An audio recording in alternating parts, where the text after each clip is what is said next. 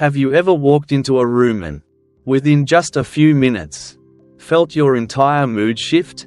One person makes you feel light, calm, and at peace. Another seems to thicken the air, draining the very energy out of you, as if they thrive on your exhaustion. Marcus Aurelius once wrote, "Peace comes from within. Do not seek it without." That's not just philosophy, it's a warning. If you don't guard your inner world, toxic people will infiltrate it, manipulate it, and turn you into a puppet in their game. So how do you stop them? How do you protect yourself without shouting, without fighting, without endless confrontation, yet still make them quietly leave your life? The secret lies in 5 Stoic principles, 5 timeless keys that can make you untouchable. Part 1. Silence, the invisible sword.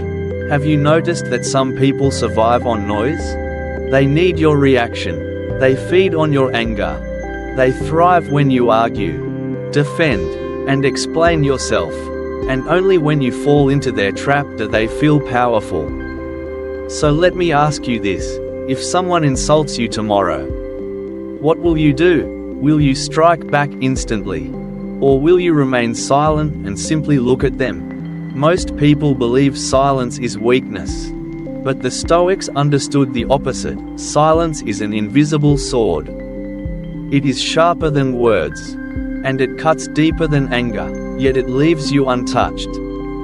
Marcus Aurelius once said, "If someone can provoke you, realize that it is your own mind that has given him that power." Think about that. Every time you explode in anger, you're handing over the remote control of your emotions. And manipulators love this game. They press your buttons, anger, guilt, fear, and you dance to their tune. But silence? Silence breaks the game. Silence is you taking the remote back and putting it safely in your pocket. You are no longer their puppet. Picture this: a hostile person hurls words at you like arrows. If you react, the arrows pierce your heart. If you remain silent, the arrows fall harmlessly to the ground. That is the power of silence. It is not surrender, it is refusal to play. Seneca once wrote, "We suffer more in imagination than in reality." Silence creates that sacred space between stimulus and response. It allows you to see clearly, to pause, and to act with reason instead of impulse. You don't have to win every argument. You only need to win within yourself. Think back to a time when you chose silence in a heated moment. At first, it may have felt uncomfortable. But soon you realized, you didn't lose anything. In fact, you gained peace. And the other person? They grew frustrated, because they could no longer control you. In today's world, people glorify clapbacks and mic drops. But the Stoic chooses differently. They smile, step aside, and let silence do the work. Silence is a mirror. Whatever someone throws at you only reflects back on them. You don't need to expose them. Your silence does it for you. So, how do you master this invisible sword? The Stoics practiced 3 simple habits. 1. Pause before reacting. Take a breath. Ask yourself, will this reaction serve me? Or serve them? 2. Observe without absorbing. See their behavior. Hear their words. But don't let them dictate your emotions. 3. Spend your words like currency. Speak only when your words add value, not just to fill silence or defend your pride. Imagine this scene, a room full of people arguing, voices rising, chaos everywhere. Then one person enters, sits quietly, and says nothing. Who do you think everyone notices? Not the loudest one, but the calmest. That's the paradox of silence. It speaks louder than any noise. Silence doesn't kill love. Silence doesn't destroy kindness. Silence only destroys manipulation. And that's why silence is the invisible sword every Stoic carries. Part 2. The power of boundaries, the gate of the soul. Have you ever wondered why you often feel drained? Exhausted, even after a simple conversation? The reason may not be overwork. It may be because you have allowed others to cross the invisible boundaries of your soul too easily. Every person has a gate that guards their inner world. The problem is, most of us never close it. We leave it wide open. Complaints? We listen. Criticism? We absorb it. Unreasonable demands? We say yes. And slowly, we collapse under the weight of emotional exhaustion. The Stoics lived differently. They understood that boundaries are not walls, but gates. And gates are meant to open only for those who truly respect what lies inside. Epictetus once said, "If you wish to improve, be content to be thought foolish and stupid." Strange words at first, but here's the truth: you cannot live authentically and please everyone at the same time. The moment you set boundaries, some people will dislike it. But that is the test. It reveals who truly values you and who only seeks to use you. Imagine a beautiful garden with a strong fence and a locked gate. Those who love the garden will knock, wait for permission, and once inside, they will nurture it, water it, care for its flowers. But the selfish ones will complain, "Why is the gate locked? Why don't you let me in right now?" That complaint is the red flag, the warning sign that this person does not belong. Boundaries are your way of telling the world, "This is how I expect to be treated." If you cannot respect that, then you don't get access to me. But why do so many people struggle to set boundaries? Because they are afraid. Afraid of being called selfish. Afraid of being seen as cold. Afraid of being abandoned. Yet here is the paradox: when you don't set boundaries, you lose yourself even faster. You give too much, but receive too little. You try to please everyone, but in the end, no one truly values you. Marcus Aurelius once wrote, "Love yourself enough not to allow anything unworthy to enter your soul." Boundaries are not selfish, they are acts of self-respect. And once you begin to say, "No," those who only wanted to exploit you will fade away. Those who truly love you will stay, because they understand and respect your choice.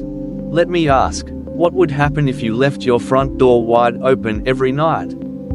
Anyone could walk in and take what is most precious to you. So why do we leave the doors of our hearts wide open 24/7, for anyone to enter and wound us? So, how do we build strong boundaries? The Stoics taught simple, practical steps. 1. Define what you will no longer accept. Write down the actions and behaviors that hurt you, and commit to never tolerating them again. 2. Learn to say no. You don't owe anyone a long explanation. No is a complete sentence.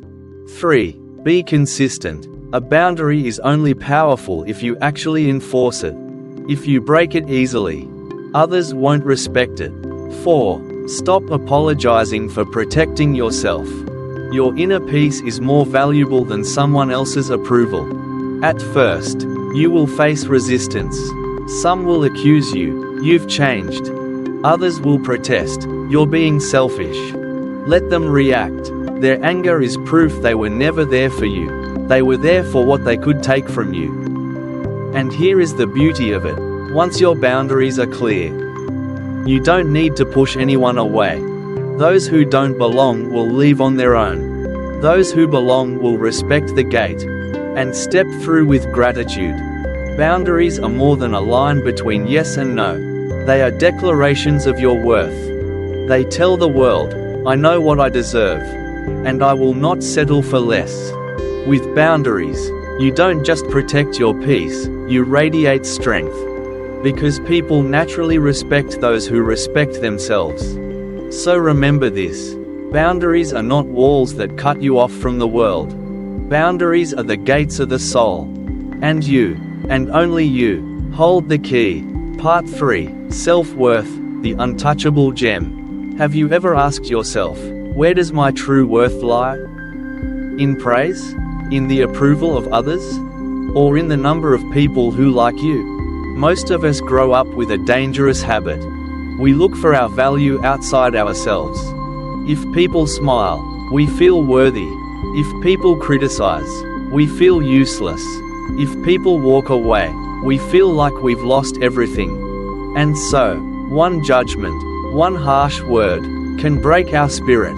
The Stoics knew a timeless truth. Real worth never comes from outside. It comes from within, from you. Like a hidden gem that no one can steal. Epictetus once said, "If you want to be respected by others, the great thing is to respect yourself." What does this mean? It means your self-worth must be built from your inner life, from how you live, the choices you make, and the principles you refuse to abandon. Picture yourself holding a shining jewel. If you don't know it's precious, you might give it away or even lose it carelessly. But if you know, this is priceless, irreplaceable, you will protect it, guard it, and never let anyone devalue it. That is exactly how we must see ourselves. So why are so many of us easily hurt? Because we let others define our worth. One compliment makes us happy. One insult makes us despair. We live like mirrors, only reflecting others' opinions, instead of being ourselves. Marcus Aurelius warned, "Do not let your mind become enslaved by what others say or do." If you let the world decide your worth, you will never be the master of your own soul. The Stoics teach us this. Base your worth on virtue and action. Do you live with honesty? Do you keep promises to yourself? Do you act with reason rather than impulse? If the answer is yes, then your worth is undeniable.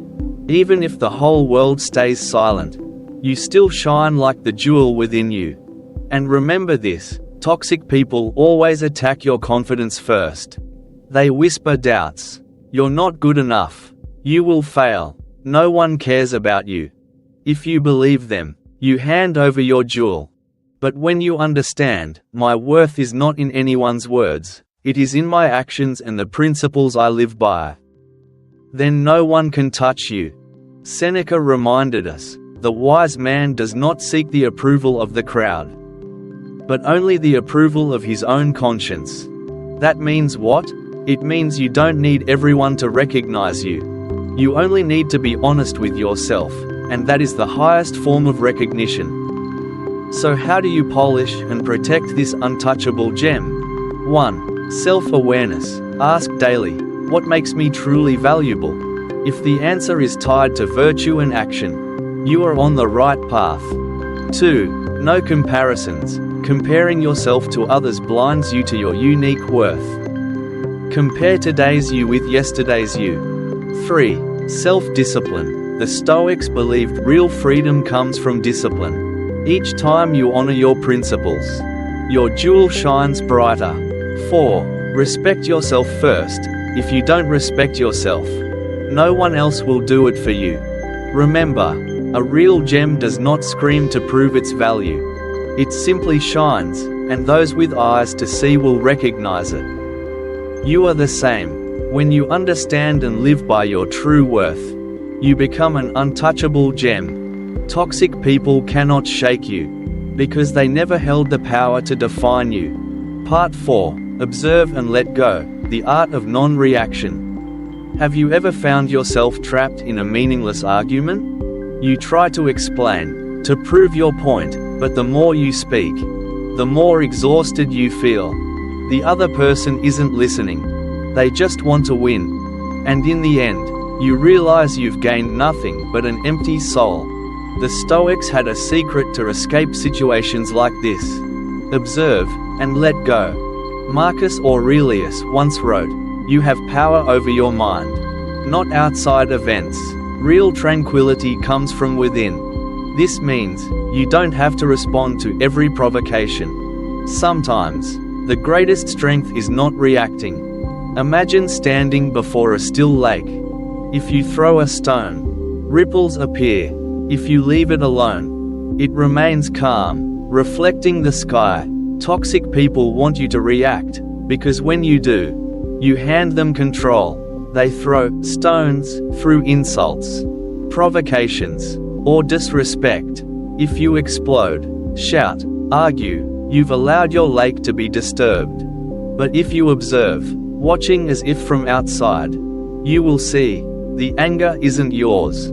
The insecurity belongs to them, not you. And when you let go, your inner lake remains calm and untouched. Epictetus taught, we suffer not from events, but from our judgment about them. What does this mean? It means an insult is just sounds in the air. If you let it pierce your heart, it wounds you. If you watch it drift by like a passing cloud, it disappears, and you remain whole. But letting go does not mean weakness or escape. It is the deliberate choice not to join another person's meaningless game. Think of a fighter. An amateur is provoked by every move of the opponent. A professional knows, not every punch deserves a counter. He observes, chooses his moment, and saves his energy for what truly matters. Life works the same way. Not every battle deserves your presence. Not every person deserves your energy or peace. The Stoics practiced observation by stepping back from their emotions at the very moment they arise. For example, when anger comes, ask yourself, is this objective truth, or just a passing feeling? If I react now, will I regret it later? What action best reflects my virtues? That brief pause gives you the power to choose reason over impulse. Seneca said, the strongest person is the one who controls themselves. When you are unshaken by others, you prove true strength. And here's the paradox, toxic people eventually leave you alone. Because they cannot control someone who is too calm, too self-possessed. So how do you practice, observe and let go, in daily life? 1. Breathe before reacting. When someone provokes you, take a deep breath. Count to 3. Breathing reconnects you with reason. 2. See the bigger picture. Ask, will this still matter in a week? A month? A year? Usually, the answer is no. 3. Write instead of fighting back. If emotions are strong, write them down instead of confronting immediately. Writing releases tension but doesn't give others power. 4. Choose to walk away. Sometimes letting go simply means leaving a conversation, a relationship, or a situation unworthy of you. Remember, non-reaction is not weakness. It is the art of holding inner strength. Because when you observe and let go, not only do you protect your peace, you also show toxic people the truth.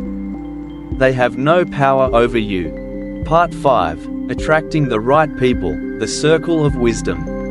Have you noticed something strange in life?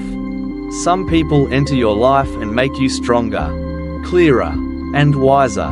But others walk in, and suddenly you feel drained, confused, even doubting yourself. The question is, who are you spending your time with? The Stoics believed that our lives are shaped not only by our inner thoughts but also by the circle of people around us. Epictetus once told his students, be careful who you spend time with, for your soul will take on their color. If you surround yourself with complainers, the selfish, the negative, you'll eventually absorb their energy. But if you walk with the wise, the just, the compassionate, you'll grow into a better version of yourself. In today's world, this truth is even more urgent. We live in an age where social media, news, colleagues, and friends constantly knock at the door of our mind. If we don't choose carefully, our soul becomes like an unlocked house. Anyone can enter, leave their trash, and walk away. The Stoics urge us to build a circle of wisdom, a space where only relationships that nourish the soul are allowed to remain. How do we attract the right people? 1. Become the person you wish to attract. Marcus Aurelius wrote, "Live as if you were already the kind of person you admire." If you want honesty, integrity, and compassion around you, you must embody those values first. Good people are drawn to each other, like light finding light. 2. Set clear boundaries with toxic people. You don't need dramatic confrontations or speeches. Simply stop playing their games. When you stop reacting, toxic relationships naturally fade away. 3. Nurture meaningful connections. Seek out those who make you think deeper, act better, and live more consciously. Don't settle for shallow acquaintances. Invest time, sincerity, and gratitude into those bonds. 4. Keep your soul clean so the right people can find you. Like a garden, when you clear the weeds and care for the soil, flowers bloom on their own. When you remove negativity within yourself, you naturally become a magnet for positive souls. Here's the secret: you don't need to chase toxic people out. Just live in alignment with your values and build your circle of wisdom, and they'll leave on their own. They cannot survive where their energy has no place to cling. Seneca once said, "Associate with those who will make you better, and let them find improvement in you as well." A wise circle is mutual. Everyone lifts one another, and together, the group moves further. So ask yourself each day, do the people around me make me calmer, wiser, stronger?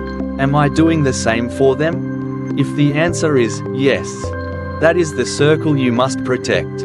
Life is a long journey.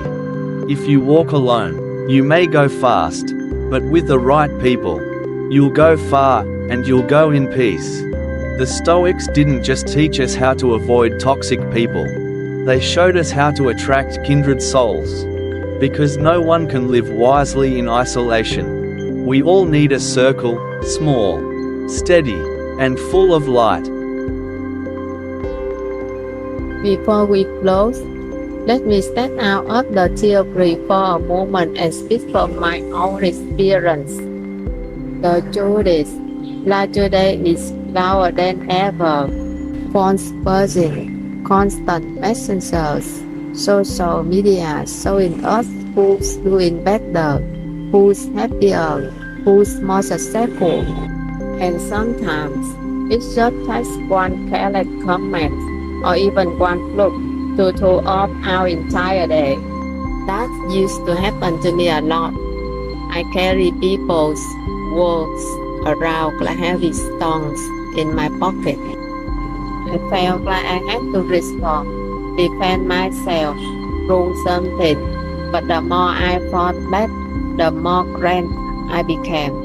When I started practicing silence, it was awkward at first. It felt like I was letting people win. But slowly, I noticed something powerful. Not by reacting, I wasn't giving them the control they wanted. The more quiet I became, the more peaceful I felt inside. Then came boundaries. Saying no without guilt. Protecting my time, my energy, my attention. And you know what? The people who truly care stay. The ones who only wanted to take left. And through it all, I realized something about self-worth. It doesn't come from likes, titles, or the approval of others. It comes from knowing who you are when everything else is chipped away. The Stoics call us to observe and let go, to step back, take a breath, and not get hooked by every insult or opinion. And the moment I tried that, I discovered a strange freedom. Not everything needs a reaction. Not every battle is worth fighting. And then the final shift happened. I started attracting the right people. People who lift me up instead of weighting me down. People who value peace over drama. That's when it clicked. Stoicism isn't just ancient philosophy. It's a daily practice, a compass for modern life. Whenever I face negativity, I still ask myself, what would Marcus Aurelius do here? And most of the time, the answer is simple. Stay calm, stay centered, stay free. So, if there is one truth I carry with me, is this.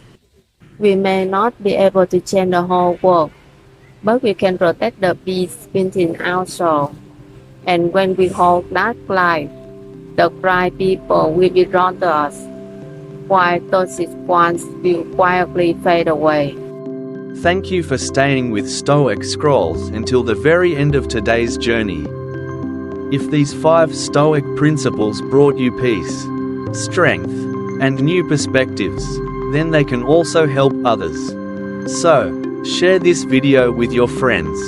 Let the circle of wisdom grow beyond just us, and nourish more souls along the way. If you found value here, don't forget to like, leave a comment with the lesson that resonated with you most, and subscribe so you won't miss the next video. As Marcus Aurelius said, the best way a soul can help others is by spreading its light. See you in the next episode, where together, we'll continue unfolding the wisdom of Stoicism, to live with freedom, peace, and clarity.